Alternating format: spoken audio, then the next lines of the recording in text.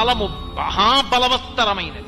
ఈశ్వరుడు కాలరూపంలో ఉండి గత జన్మలలో నేను చేసిన పాపపుణ్యాలు లెక్కలో పెట్టుకుని ఈ జన్మలో పాపానికి దుఃఖం ఇస్తాడు, పుణ్యానికి సుఖాన్ని ఇస్తాడు. లెక్క చెప్పి ఇవ్వవలసిన అవసరం ఆయనకి లేదు.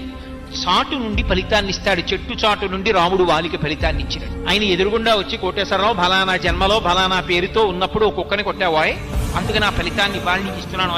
11 గంటలకి నీ మోకాలు మీద కూడా దెబ్బ తగులుతుందో, మోకాలు మీద నొప్పి 3 రోజులు ఉంటుందో, అప్పుడు కుక్కకు 3 రోజులు ఉందో, ఆయన నాకు చెప్పక్కల్లా మోకాలు నొప్పి పెట్టేట్టు చేస్తాడు.